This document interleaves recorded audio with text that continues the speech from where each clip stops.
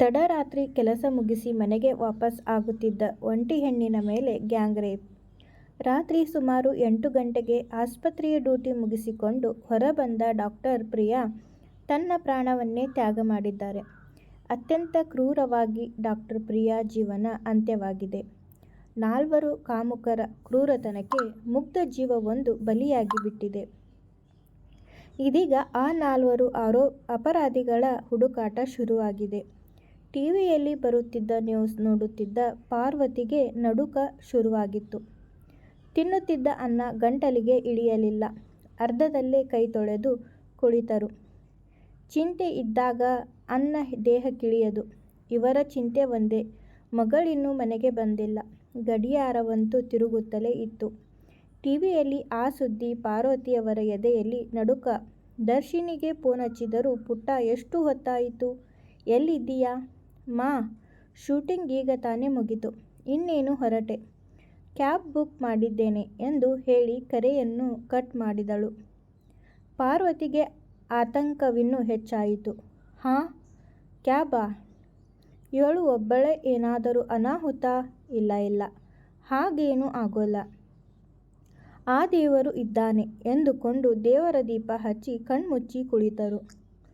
Doctor Priya ಪಾರ್ಥಿವ ಶರೀರ, ಅವಳ ತಂದೆ ತಾಯಿಯರ ರೋದನೆ ಕಣ್ಮುಂದೆ ಸುಳಿಯಿತು. ಪಾರ್ವತಿಯರು ದಡಕ್ಕನೆ ಎದ್ದು ಎದುರಿಗಿದ್ದ ದೇವರ ಫೋಟೋವನ್ನೇ ದಿಟ್ಟಿಸಿದರು. ಫೋಟೋದಲ್ಲೇ ಇರುವ ದೇವನು ಹೆಣ್ಣು ಮಕ್ಕಳನ್ನು ಕಾಪಾಡಲಾರ. ಅವ ದುಷ್ಟ ಶಿಕ್ಷಕನೇ ಆಗಿದ್ದರೆ ಪ್ರಿಯಾಳಂತಹ ಎಷ್ಟೋ ಹೆಣ್ಣು ಮಕ್ಕಳ ಜೀವಕ್ಕೆ ಬದಲಾಗಿ ಕಾಮುಕರೆಲ್ಲರ ಬಲಿಯಾಗಬೇಕಿತ್ತು. ಆದರೆ ಹಾಗೇಕೆ ಆಗಿಲ್ಲ? ಆ ದೇವನು ಕಣ್ಣು ಮುಚ್ಚಿ ಕುಳಿತಿರಬಹುದೇನೋ? ಕಷ್ಟ ಕಾಲಕ್ಕೆ ಮನುಷ್ಯರೇ ಸಹಾಯ ಮಾಡೋಲ್ಲ, ಇನ್ನು ಕಣ್ಣಿಗೆ ಕಾಣದ ದೇವರು ಖಂಡಿತ ಸಹಾಯ ಮಾಡೋಲ್ಲ.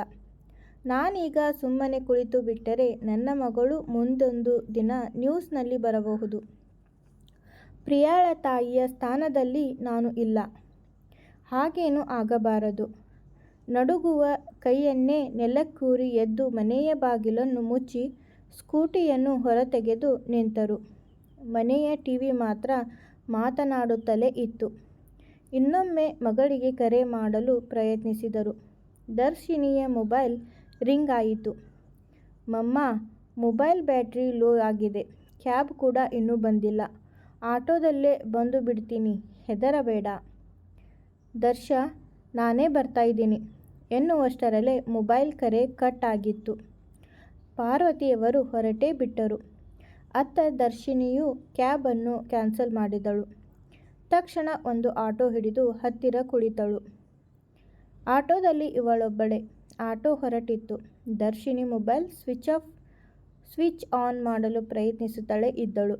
ಇವಳಿಗೂ ಅದೇ ಆತಂಕ. ಮನೆಯಲ್ಲಿ ಮಮ್ಮ ಒಬ್ಬರೇ.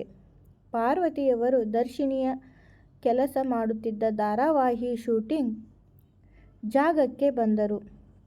ಸುತ್ತಲೂ ನೋಡಿದರು. ಯಾರೂ ಕಾಣಲಿಲ್ಲ. ದರ್ಶಿನಿ ಹೇಳಿದಂತೆ ಆಟೋ ಹಿಡಿದು ಹೊರಟಿರಬಹುದು ಎಂದುಕೊಂಡು ಅತಿ ವೇಗವಾಗಿ ಸ್ಕೂಟಿ ತಿರುಗಿಸಿ ಹೊರಟರು. ಈ ಸ್ಕೂಟಿಗಿಂತ ವೇಗವಾಗಿ ಇವರ ಕಣ್ಣು ರಸ್ತೆಯ ಮೇಲೆ ಓಡಾಡುವ ಆಟೋಗಳ ಮೇಲಿತ್ತು. ಅಕಸ್ಮಾತ್ ಇವಳು ಕ್ಯಾಬ್ನಲ್ಲೇ ಬರುತ್ತಿದ್ದರೆ ಸುತ್ತಲೂ ಕಣ್ಣಾಯಿಸಿದರು. ಆ ಸಮಯದಲ್ಲಿ ಕ್ಯಾಬ್ಗಳು ಆ ರಸ್ತೆಯಲ್ಲಿ ಓಡಾಡುತ್ತಿರಲಿಲ್ಲ.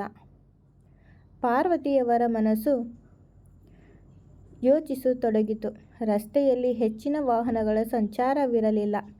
ಕೆಎಸ್ಆರ್ಟಿಸಿ ಬಸ್ಸುಗಳು, ಒಂದೆರಡು ಸ್ಕೂಟಿ ಆಟೋಗಳು ಮಾತ್ರ ಓಡಾಡುತ್ತಿದ್ದುದು ಕಾಣುತ್ತಿತ್ತು. ಏಕೋ ಗೊತ್ತಿಲ್ಲ, ಈ ರಸ್ತೆ ಕವಿದಿದ್ದ ಕತ್ತಲು, ಎಲ್ಲೋ ಇರುವ ಮಗಳು ಜೊತೆಗೆ ಡಾಕ್ಟರ್ ಪ್ರಿಯಾ ಪಾರ್ವತಿಯವರಿಗೆ ಕರುಳೇಕೋ ಒದ್ದಾಡುತ್ತಿರುವಂತೆ, ಬೀಸಿ ಕೆಂಡವನ್ನು ಮೈ ಮೇಲೆ ಇಟ್ಟುಕೊಂಡಂತೆ ಅನುಭವವಾಗಿತ್ತು. ಹಣೆಯ ಮೇಲಿದ್ದ ಕೆನ್ನೆಗೆ ಹರಿಯುತ್ತಿರುವ ಬೆವರು ಪಾರ್ವತಿಯವರ ಆತಂಕದ ಕನ್ನಡಿಯಾಗುತ್ತಿತ್ತು. ಆದರೆ ಸ್ಕೂಟಿಯು ರಸ್ತೆಯ ಮೇಲೆ ಚಲಿಸುತ್ತಲೇ ಇತ್ತು. ಸ್ವಲ್ಪ ದೂರದಲ್ಲಿ ಜನರು ಗುಂಪಾಗಿ ನಿಂತಿರುವ ದೃಶ್ಯ ಕಂಡಿತು. ದರ್ಶಿನಿಗೆ ಅಕಸ್ಮಾತ್ ಆಕ್ಸಿಡೆಂಟ್. ನಡುಗುತ್ತಿದ್ದ ಪಾರ್ವತಿಯವರ ಕೈಗಳು ಬ್ರೇಕ್ ಹಿಡಿದರು.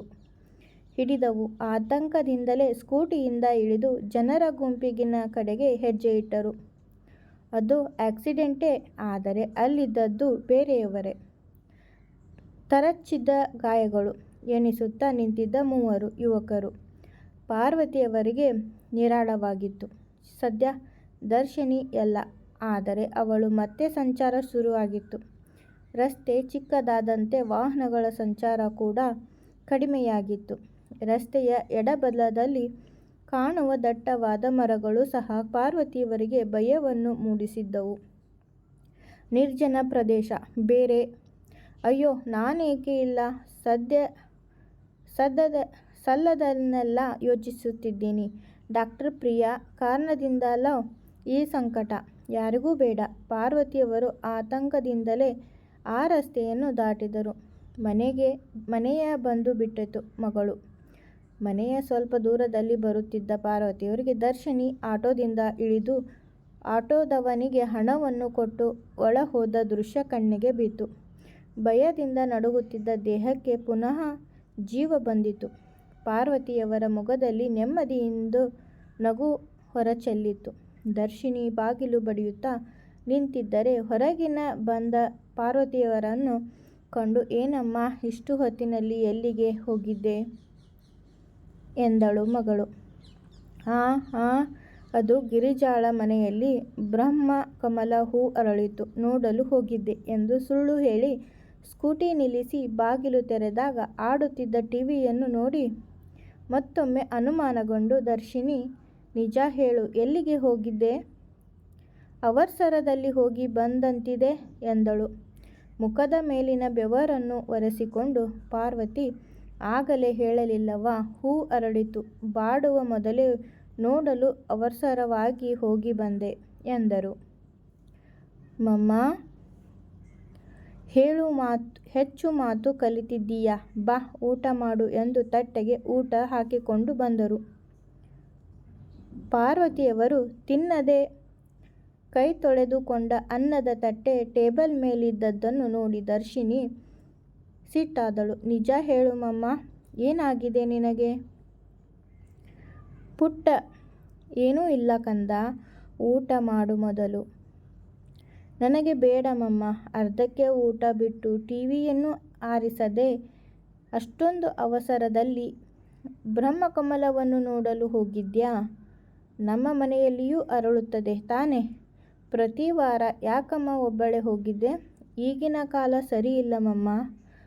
ಒಂಟಿಯಾಗಿ ಎಲ್ಲಿಗೂ ಹೋಗಬೇಡ. ಅದೋ ಅಲ್ಲದೆ ನಾನು ಇರದ ಸಮಯದಲ್ಲಿ ಎಂದಳು.